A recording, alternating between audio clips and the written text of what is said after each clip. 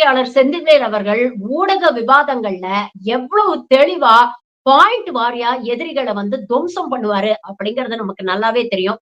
பாண்டிச்சேரியில நடந்த தாவேகா கூட்டத்தை சும்மா பிரிச்சு மேஞ்சிருக்கிறாரு. இந்த வீடியோ தான் சமூக வலைதளங்கள்ல வைரல் ஆயிட்டு இருக்கு.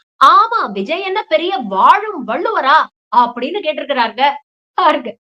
நான் ஒண்ணு சொல்றேன் சார், எத்தனையோ கட்சி போராட்டம் நடத்திருக்கு சார். போலீஸ்காரன் கையை கடிச்ச கட்சியை பாத்திருக்கீங்களா சார்? அதெல்லாம் கரும்பு கட்டா அவன் ஆண்டு போறான் சார், கையை கடிக்கிறதுக்கு பிடிச்சு கடிச்சிட்டான். இப்ப அவனை என்ன செய்யணும் சொல்லுங்க. ஆளும் அரசு, குறிப்பாக காவல்துறை எங்களுக்கு எவ்வளவோ நெருக்கடிகள் கொடுத்தாலும் நேரடியாகவே இவ்வளவு நெருக்கடிகள் இருந்திருக்கு. புஷி ஆனந்த் அவர்களிடம் போய் மைக்க நிட்டாங்க செய்தியாளர்கள். சார் என்ன சார் சொன்னாங்க? ஒரு இடத்துலயாவது ரங்கசாமி அங்கிள், ரங்கசாமி சார், எங்களை பார்த்து பயப்படுகிறீர்களா? உங்கள் காவல்துறையை வைத்து எங்களை அடக்க நினைக்கிறீர்களா? எங்களுக்கு மட்டும் இத்தனை நிபந்தனைகள் ஏன்? பேசணுமே. பாஜக பேசவே மாட்டீங்க. அமித்ஷா சொல்றாரு, அதுதான் சொல்றாங்களே சார், ஒன்றிய அரசுனா அது பாஜக தானே, அது தனியா வேற சொல்லணுமான்னு கேக்குறாரு. எல்லாமே அவர் பேசிடுவார் சார். விஜய் நாம புரிஞ்சுக்கணும் சார். அவர் ஒரு வாழும் வள்ளுவர் மாதிரி, நம்ம எல்லாம் பரிமேலழகர் மாதிரி அவர் பேசுறது எல்லாத்துக்கும் உரை எழுதிட்டு இருக்கணுமா? வாயை திறந்து சொல்லுங்களேன்.